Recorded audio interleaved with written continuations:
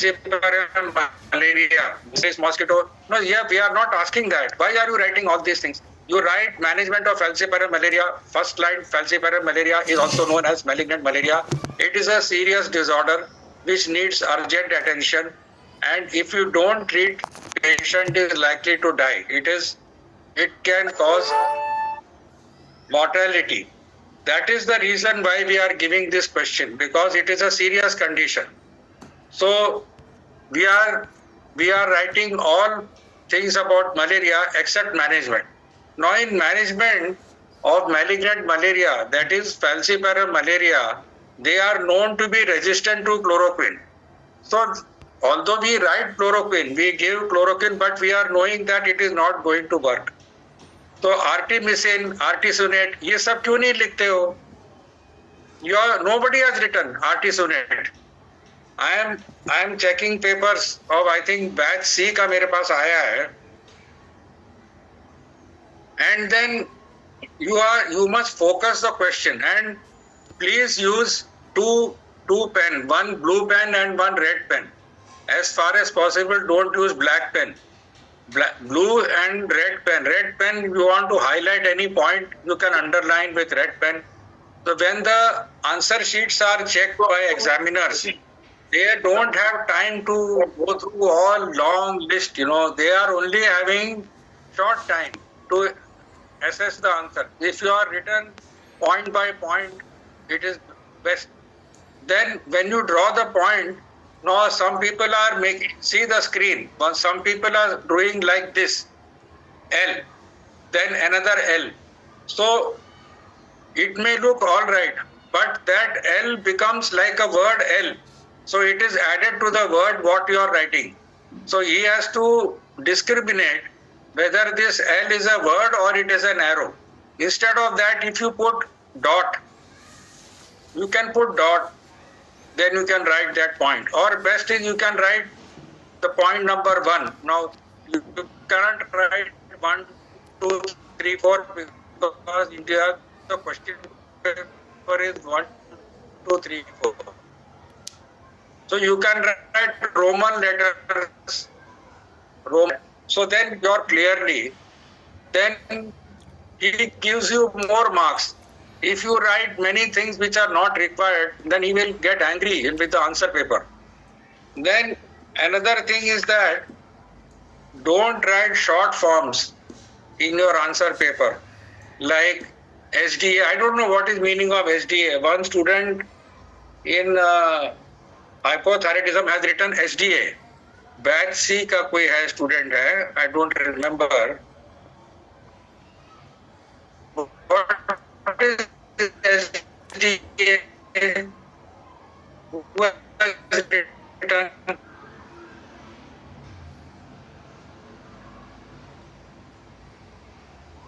If I remember that name, I can see here, I can tell you. I am not seeing that name. What is that name? So why are writing short names, short things? Examiner doesn't know this. Normal, जो short जो accepted है, जैसे HIV है, तो human immunodeficiency virus, everybody knows. But SDA we don't know. So you will be creating more problems for getting marks. Then always focus on the questions and draw diagrams wherever necessary. Suppose life history of malarial parasite is given. So you will draw a good diagram. Spend half an hour to draw a diagram of malarial parasite very correctly in your own notebook today or tomorrow. Because that is going to give you more marks. And you have to write it properly. Sporozoite, merozoite, liver cycle, all that thing you should mention properly. You will get more marks.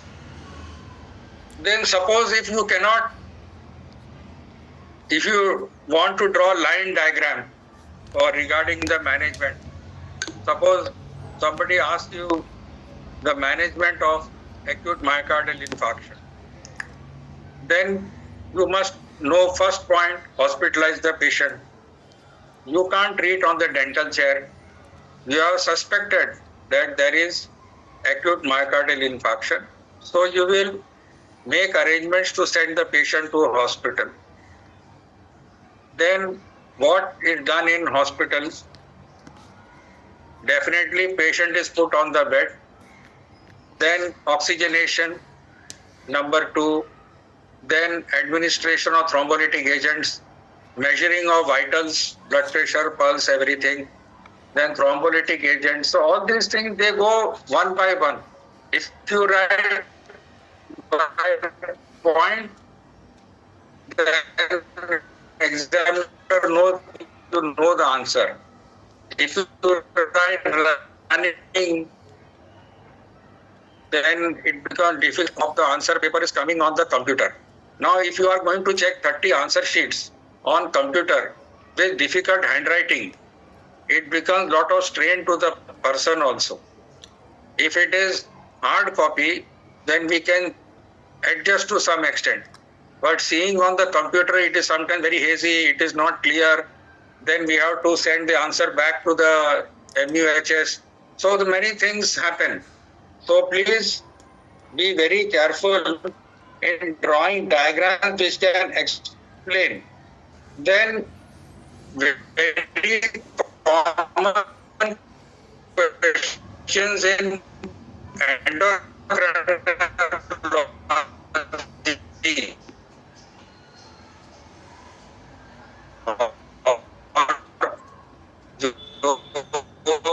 Endocrine hormones का जो है, written you if you are examiner. She has written if there is severe hypothyroidism, we have to do thyroidectomy. What is the meaning of this? You remove the thyroid gland. अरे भाई thyroid ऐसे ही काम नहीं कर रहा है. जो बचा कुचा थायराइड है उसको भी निकाल दोगे तो क्या पेशेंट तो मर जाएगा क्या? How you are writing this answer for patient of hyperthyroidism when the thyroid gland is working more than normal? Here it is not, it is working less. So she has written like this.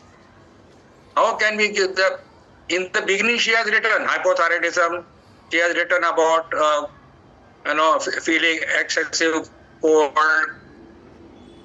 increase in body weight, irregular menses, ये सब बराबर लिखा है. Last में जाके ये लिख दिया तो क्या मतलब हुआ इसका? तो पूरा आंसर गलत हो गया. तो जो मार्क मिल रहे थे वो भी गए. So this is another thing I have noted. Then please remember the second endocrine organ which is important is diabetes. ये hyperthyroidism, diabetes, ये दो तो आप पढ़ लीजिए अच्छी तरह. इसका कहीं ना कहीं क्वेश्चन आएगा. डायबिटीज मैंने ही पढ़ाया है आपको, तो सब नोट्स आपके पास है. और डायबिटीज में खास करके type 2 diabetes. Now type 1 diabetes is young age. Type 2 diabetes is likely adulthood or middle age onset. So they may ask you one question. Compare type 1 and type 2 diabetes. They may ask type 1 क्या है, type 2 क्या है. Type 1 में insulin देते हैं, उसमें tablet नहीं देते, नहीं देते. Type 2 में ओरल ड्रग्स देते हैं. ओरल ड्रग से कंट्रोल नहीं हुआ तो लास्ट में देंगे भी. एसाइक्लोविर नहीं है, कोई बात कर रहा है. So that you have to understand. It is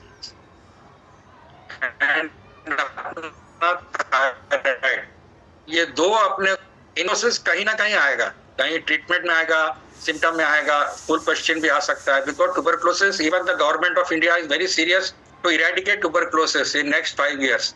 So there is lot of pressure upon the government agencies to detect the tuberculosis. अब हमने एक क्वेश्चन पूछा था, how will you suspect pulmonary tuberculosis करके थर्ड इंटरनल में पूछा था. Second internal पूछा था, how will you suspect. अरे भाई सस्पेक्ट का मीनिंग क्या है? आपके यहाँ पेशेंट आया है डेंटल चेयर में, वो बोलता है मेरे को खांसी है.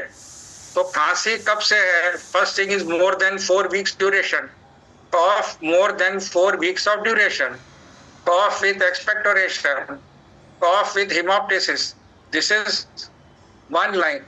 This is one of the reasons we should suspect that underlying tuberculosis. Chest pain, weight loss,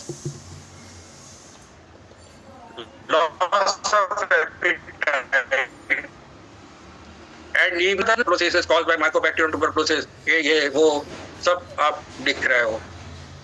दूसरा है ट्यूबरकुलोसिस बैसिलस का डिस्कवरी 1882 में हुआ था by sir Robert Koch. That you must know because that is a very important discovery in the science of medicine. Then cardiology में खास करके hypertension बहुत कॉमन डिजीज है. आप लोग भी रोज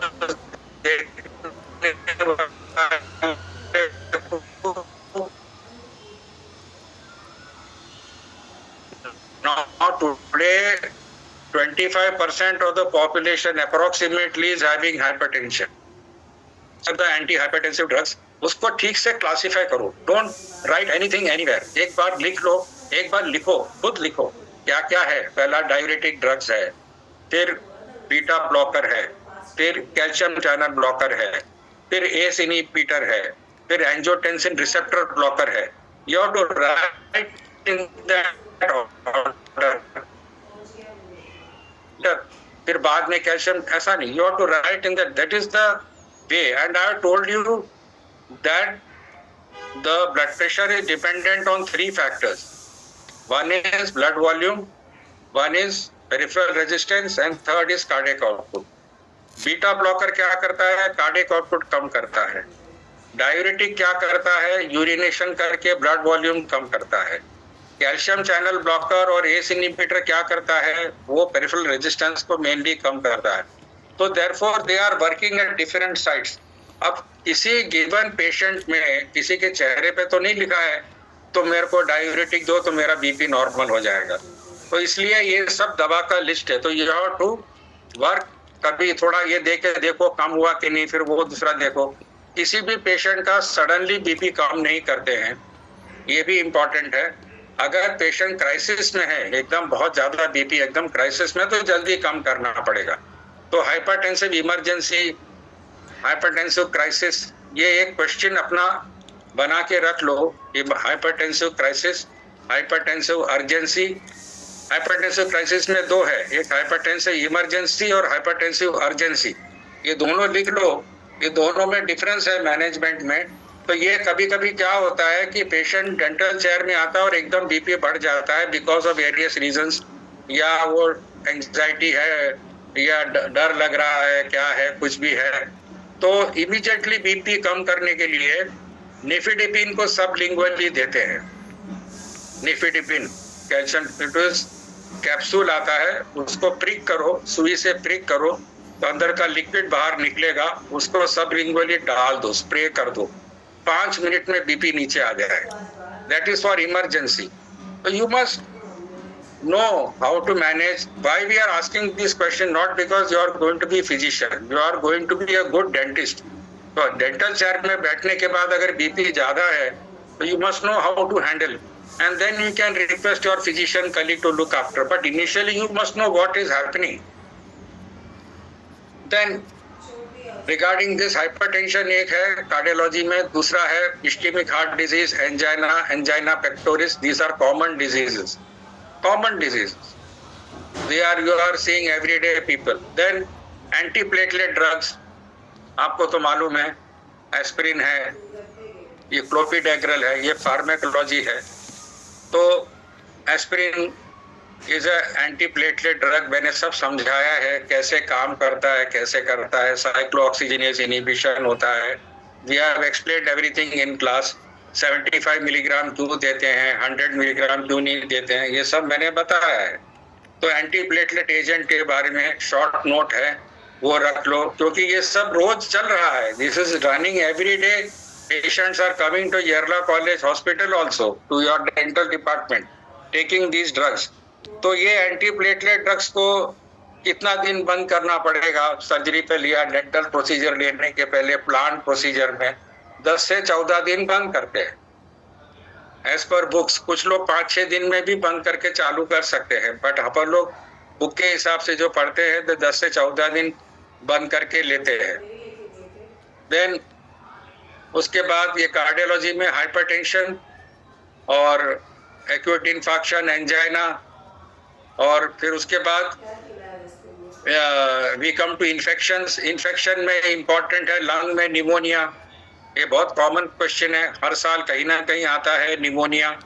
तो कोई भी इन्फेक्टिव प्रोसेस के बारे में, डिजीज के बारे में लिखोगे तो पहले उसका डेफिनेशन लिखोगे, what is pneumonia, then you will write what is the prevalence. मैंने ऐसे ही पढ़ाया है, सभी इन्फेक्शन मैंने आपको इसी चार्ट में पढ़ाया है कि प्रिवेलेंस है, कितने लोगों को होता है। उसमें खास करके लिखोगे कि एल्डरली लोग जो होते हैं, जो 60 प्लस है, उन लोगों को निमोनिया बहुत सीवियर होता है और उसमें बहुत लोग मर जाते हैं।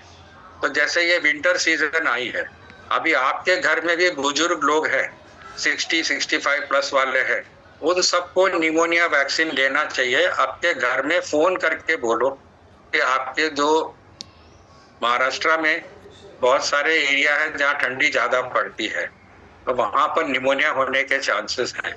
तो वहां पर आप फोन करके मैसेज दे दो कि भाई आप डॉक्टर को कांटेक्ट करके निमोनिया वैक्सीन, निमोकोकल वैक्सीन लगा दो, तो कम से कम निमोनिया नहीं होगा। जरा गिव मी 1 मिनट।